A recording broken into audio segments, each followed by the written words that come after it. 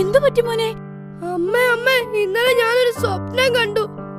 ഇന്നലെ ഒരു കള്ളൻ ഇവിടെ കയറിയിട്ട് എന്റെ ബാഗും ബുക്കും എടുത്തോണ്ട് പോകുന്നതായിട്ട്. അയ്യോ, എന്നിട്ടൊന്നും കൊണ്ടുപോയിട്ടില്ലല്ലോ? ഇല്ല, ഒന്നും കൊണ്ടുപോയിട്ടില്ല. ആവൂ, ഭാഗ്യം.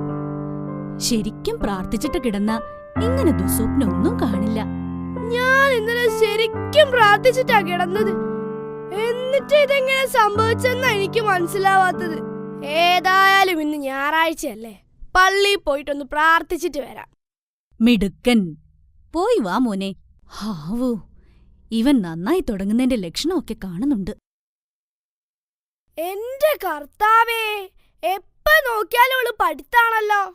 നീ ആ പെൺകൊച്ചിനെ നോക്ക്, എല്ലാ സബ്ജക്റ്റിലും ക്ലാസ്സിൽ ഫസ്റ്റാ. അവളെ നോക്കിയിരുന്നത് കൊണ്ടാ ഞാൻ എല്ലാത്തിനും പൊട്ടിയത്.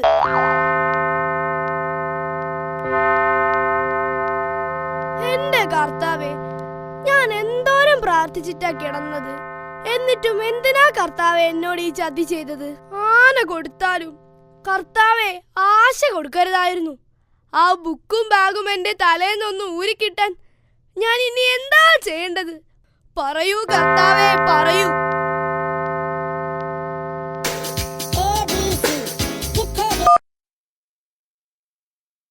ആരുടെ ഫോണാ അടിഞ്ഞത്? പള്ളിയിൽ നിശബ്ദത പാലിക്കണമെന്നറിയില്ലേ? ടിൻറ്റുമോന്റെ ഫോണാണച്ചോ അടിഞ്ഞത്. ടിൻറ്റു, നീ ഇങ്ങോട്ട് വരൂ.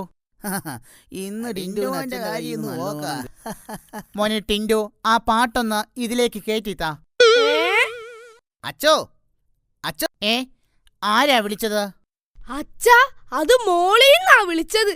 മോളി എന്നല്ല, അച്ചോ എന്ന് എന്നെയാ വിളിച്ചത്. എന്നെ അങ്ങനെ പറ്റിക്കാനൊന്നും നോക്കണ്ട. എന്റെ ചെവിക്ക് ഒരു കുഴപ്പവുമില്ല, ശരിക്കും കേൾക്കാം. അയ്യോ അച്ഛാ, അത് മുകളിന്നാ വിളിച്ചത്. എന്റെ കർത്താവേ, നീ ഇത്ര പെട്ടെന്ന് എന്നെ മുകളിലേക്ക് വിളിച്ചല്ലോ. ഒരു 20 കൊല്ലം കൂടി എനിക്ക് സമയം തരണേ തമ്പുരാനെ. എന്റെ അച്ഛോ, അത് മുകളിലത്തെ നിലയെന്നാ വിളിക്കുന്നത്. തോമാച്ചനായിരുന്നോ? എന്നതാടാ?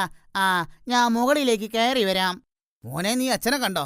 അപ്പോ നിങ്ങളൊന്നും അറിഞ്ഞില്ലേ? അച്ഛൻ മേലോട്ട് പോയില്ലേ? എന്ത്? അയ്യോ അയ്യോ, ഇത് ഞാൻ എങ്ങനെ സഹിക്കും എന്റെ കർത്താവേ? നല്ല കരിമ്പ് പോലെ ഇരുന്ന അച്ഛനെ ഇത്രയും പെട്ടെന്ന് മുകളിലോട്ട് വിളിച്ചല്ലോ. എന്റെ ഈശോ മിശിഹായേ. എന്നാ പറ്റിയ ഔസേപ്പേ? എന്തിനാണ് നീ ഇങ്ങനെ കരയുന്നത്? അപ്പൊ അച്ഛൻ മരിച്ചില്ലേ? ആ ചെക്കൻ പറഞ്ഞ അച്ഛൻ മുകളിലേക്ക് പോയെന്ന്.